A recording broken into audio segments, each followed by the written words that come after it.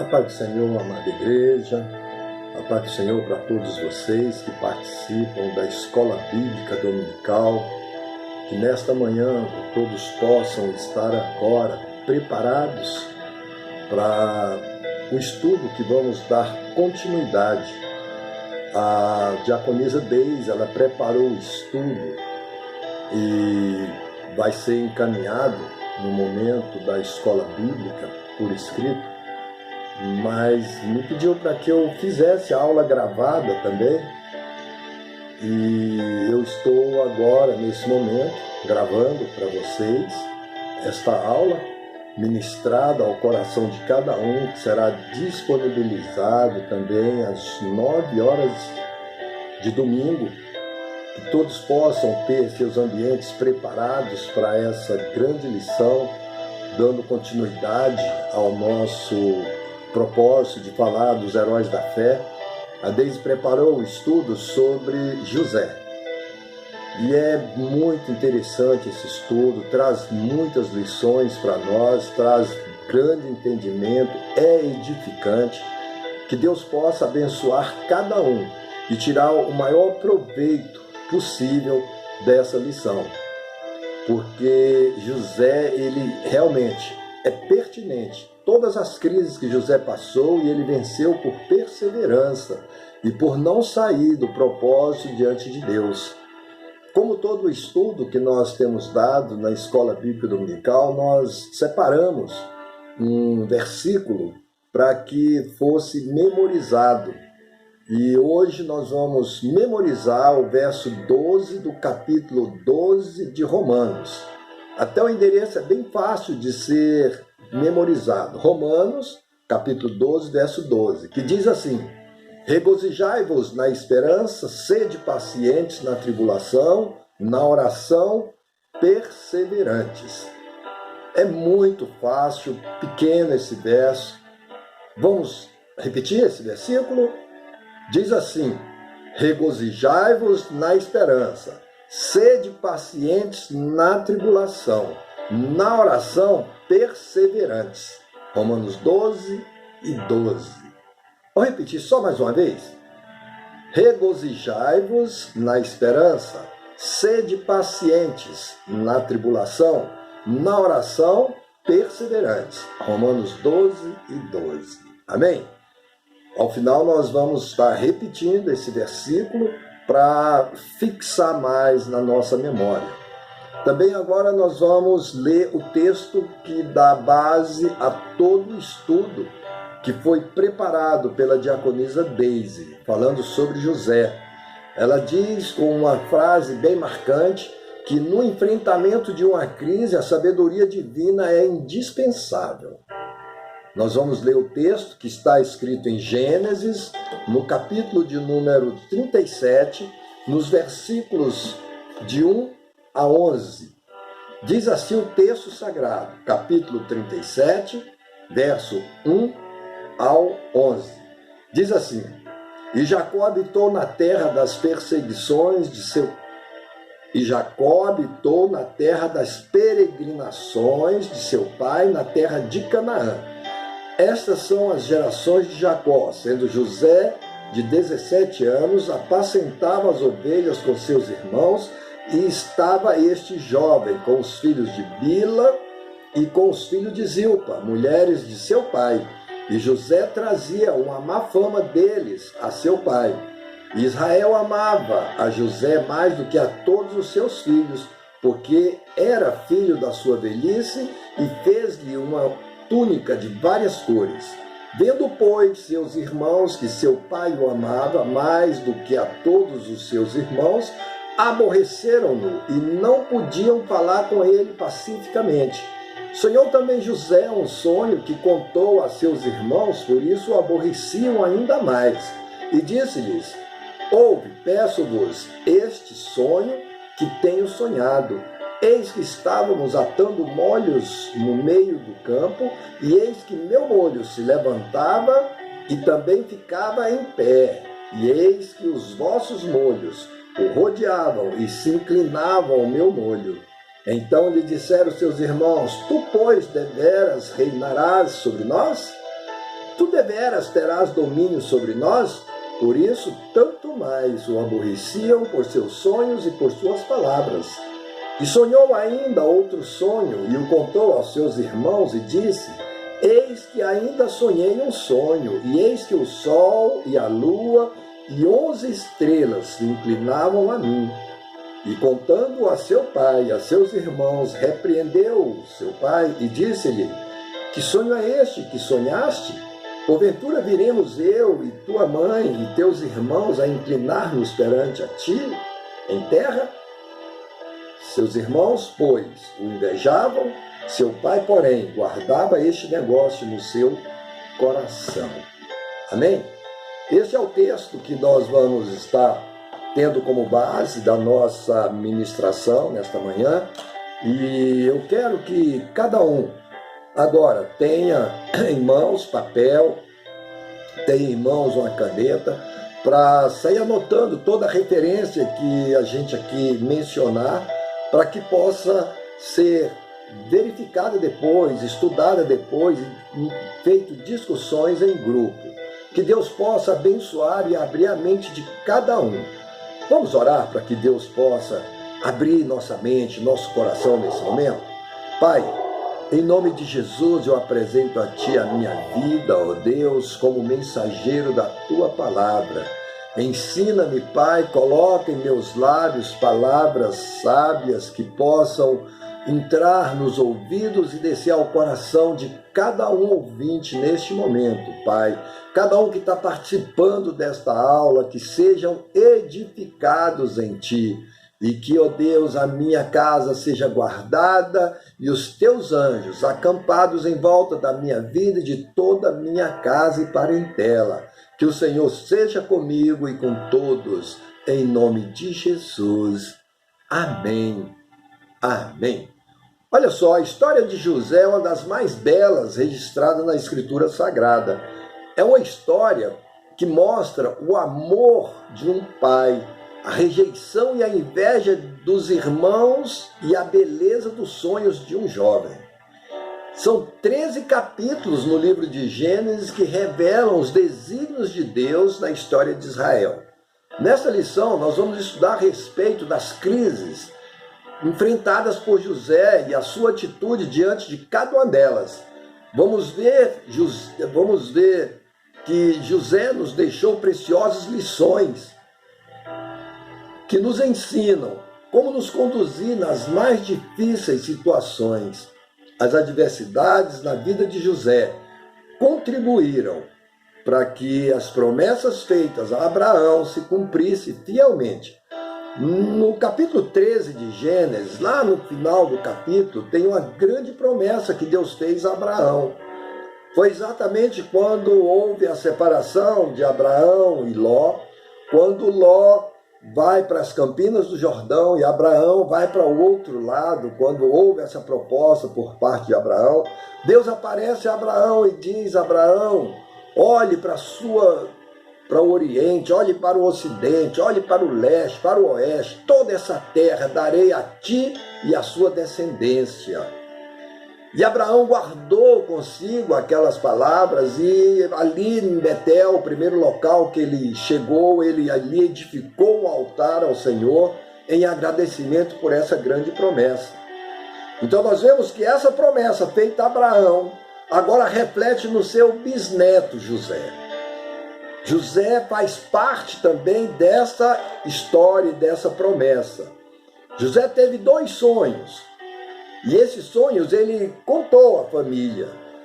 Olha só, Jacó era neto de Abraão.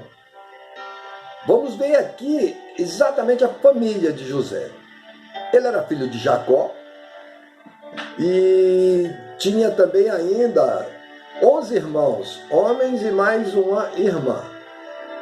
Alguns irmãos eram meio-irmãos, só por parte de pai. Irmão dele mesmo, de pai e mãe, apenas um, que era Benjamim. Mas ele tinha mais outros irmãos, meio-irmãos, filhos de outras mulheres do seu pai. Só que Jacó amava José, muito mais do que os outros irmãos, e ele presenteou, como forma de demonstrar o seu grande amor a José, o presenteou com uma túnica colorida. Essa túnica de várias cores, ela revelava a posição de favoritismo. Está lá em Gênesis, no capítulo 37, no versículo 3. O favoritismo de Jacó a José gerou algumas crises na família.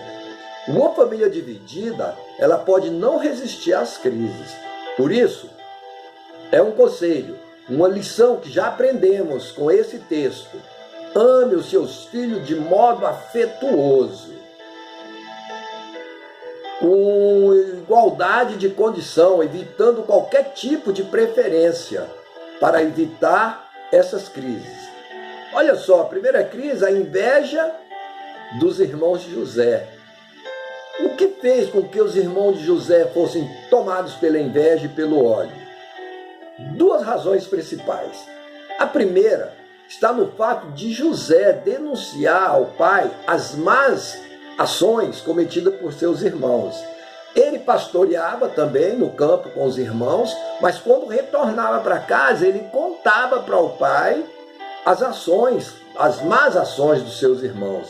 E seus irmãos o consideravam como um traidor, o consideravam como um delator. E este trazia rancor mais e mais no coração dos irmãos por esse ato de José. A segunda razão estava no fato de José ser um sonhador. Em seus dois sonhos, relatados no texto que nós lemos, José aparece no sonho como um rei, um dominante, alguém que todos iam se curvar diante dele. É importante ressaltar que, embora a família de Jacó estivesse enfrentando a crise do favoritismo, do ódio, da inveja, da falsidade, ela era parte dos desígnios de Deus para a vinda do Salvador, para a formação do grande povo que Deus queria formar, que Deus formou. Deus não pensa como nós e não julga segundo os critérios humanos. Sua justiça e seus desígnios, eles são perfeitos, embora sejamos injustos e imperfeitos. Deus, ele sempre prima para cumprir a sua palavra, para fazer cumprir a sua palavra. O sonho de José.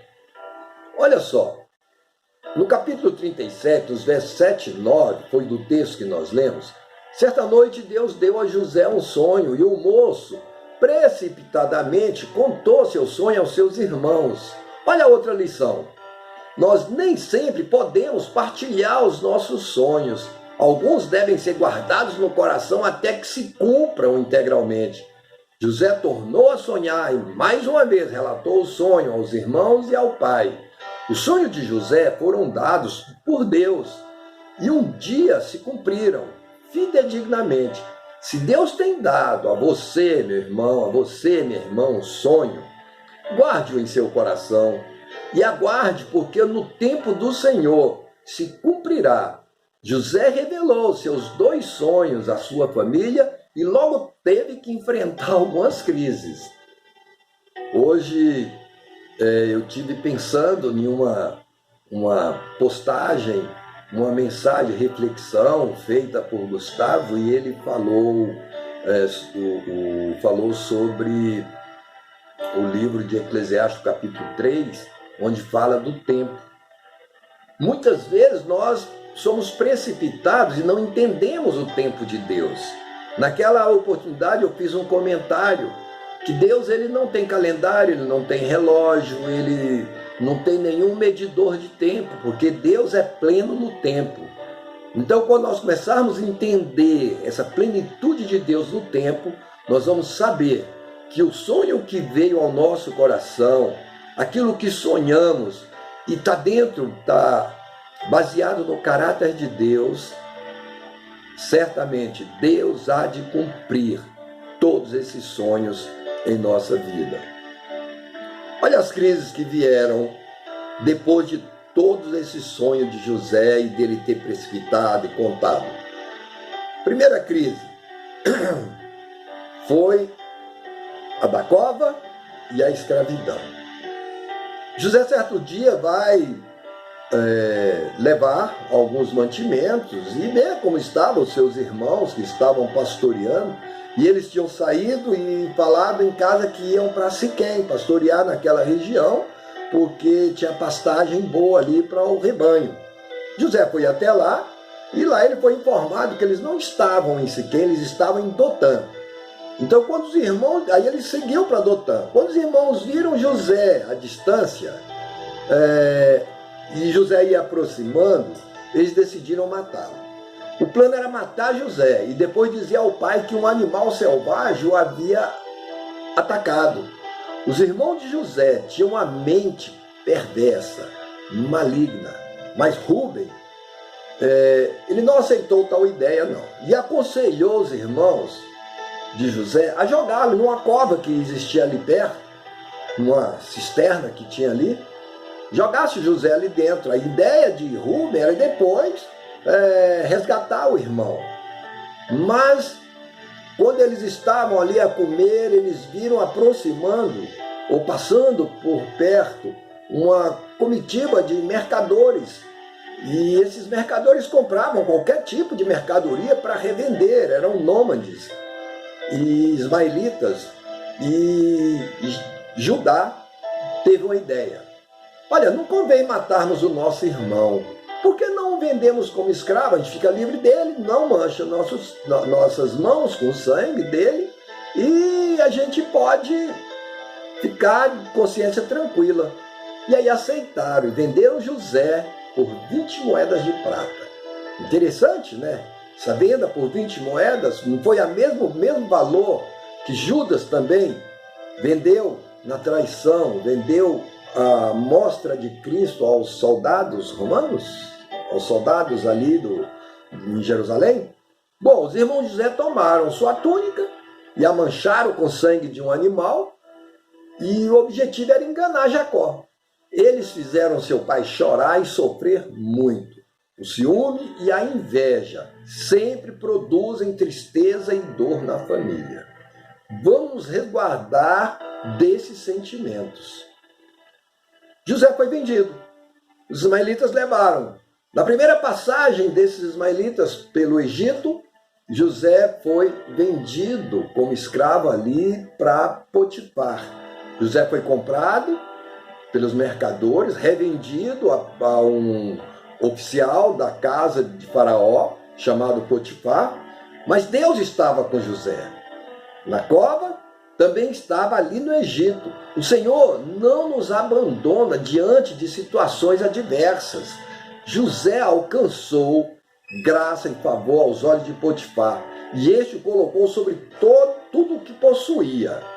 Foi interessante, porque começou a prosperar. José prosperou a casa de Potifar. José foi elevado à função de mordomo, gerindo ali todos os negócios da casa de Potifar, que prosperou grandemente, pois Deus era com José. Aquele jovem estava sempre na presença de Deus. Ele poderia ter deixado que a mágoa e a tristeza lhe dominassem o coração, mas manteve-se puro. José é um exemplo de superação em meio às crises, pois não permitiu que a sua fé em Deus fosse abalada diante das circunstâncias adversas que ele ia passando, crise após crise. O que eu venho percebendo na história de José é que muitas vezes as crises elas vêm por nossa própria culpa. Nós muitas vezes provocamos essas crises. José, em algumas dessas crises, foi provocada por ele mesmo. Deus estava com José, mas a crise mais uma vez o alcança. A mulher de Potifar, que não tinha nenhum escrúpulo nem decência, ela procurou seduzir José, mas ele era fiel a Deus e ao seu patrão. Por isso rejeitou a proposta da mulher, que com raiva, com ódio de José não ceder às suas investidas, ela inventou o contrário. Disse ao seu marido Potifar que José a havia seduzido, que José estava galanteando. Potifar ouviu a acusação mentirosa de sua esposa contra José e mandou José para a prisão. Onde estavam os oficiais de Faraó. José venceu a tentação, mas foi para a prisão. Muitas vezes, irmãos, nós podemos até ser lançados em cárceres. Eu vejo a história de Daniel, que não foi impedido de ser jogado na cova dos leões, mas Deus estava com ele. Eu vejo ainda daqueles 3 jovens hebreus que estavam ali também cativos na Babilônia, sendo jogados em uma fornalha de fogo ardente, mas Jesus estava com eles e os guardou.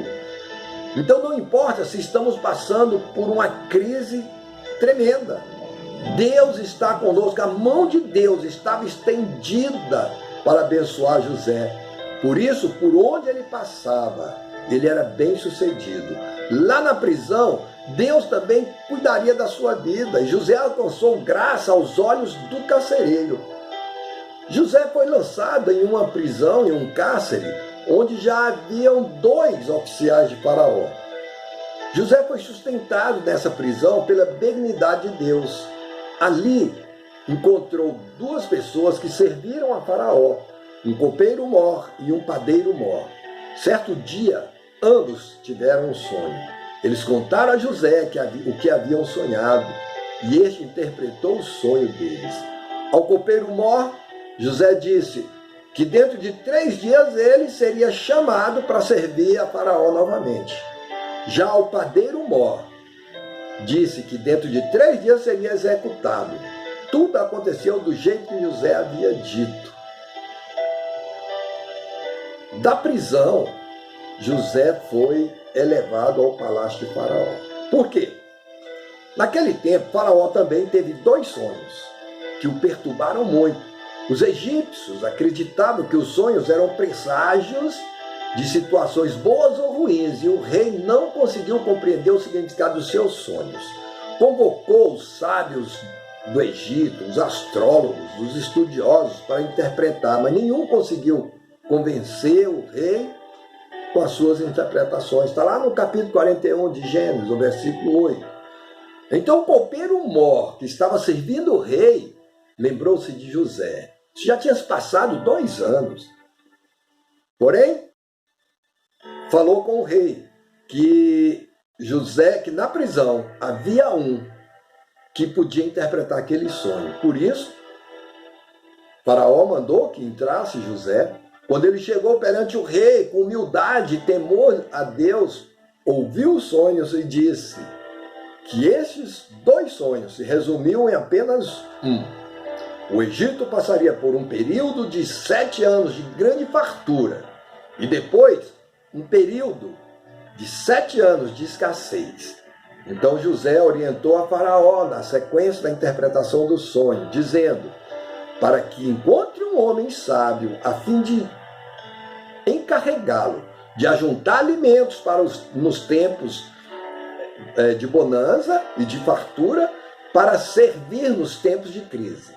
Assim o rei teria alimento para enfrentar o tempo de crise. Faraó, impressionado com a sabedoria de José, viu que ele seria o homem ideal, o homem certo para gerenciar os tempos de fartura e de crise, e nomeou José como governador do Egito. Aprendemos nessa lição com José que o sofrimento para moldar nosso caráter e levar-nos a ser bem-sucedidos em todas as áreas de nossas vidas, os sofrimentos nos ensinam a lidar com circunstâncias diversas. Cada episódio na vida de José fazia parte dos desígnios de Deus. Você tem acumulado orações no trono de Deus? Você tem acumulado jejum? Para os tempos de crise você está fortalecido? Você tem utilizado da couraça de Deus para os tempos de crise? Creia, meu irmão, creia que tempos de crise são tempos de oportunidades. Então vamos agora estar tirando essas lições dessas crises que José passou. Todas as dificuldades pelas quais nós passamos quando estamos no plano divino são para nos ensinar. Deus preparou o espírito de José para as crises que enfrentaria e para que pudesse desfrutar de uma posição privilegiada no Egito. José não só esqueceu de que Deus estava, não se esqueceu que Deus estava com ele, não só nas humilhações pelas quais passou, mas também quando exaltado diante dos homens. Ore e confie no Senhor, pois só Ele pode nos dar a vitória em meio à adversidade, mesmo que as circunstâncias iniciais pareçam ser contrárias na sua vida. Mas a sua vida está nas mãos do Senhor e tudo tem um propósito definido por Deus. Muitas vezes nós não recebemos, porque Deus, que não é limitado no tempo, Ele está vendo lá na frente, que se Ele fornecer aquilo que pedimos, aquela bênção ela pode se transformar em um determinado momento da nossa vida em maldição. Qual seria sua atitude em meio à crise e à adversidade? O salmista, no Salmo de número 34, no verso 19, ele diz: olha, o justo passa por muitas adversidades, mas o Senhor o livra de todas. Confie, você está livre dessa grande pandemia, você está livre. Talvez você possa não ser impedido de passar por essa contaminação, pelo Covid-19, mas Deus está com você e você vai ser vencedor. Basta você tomar as lições que José nos passa nessa pequena reflexão que nós fizemos agora nesta manhã.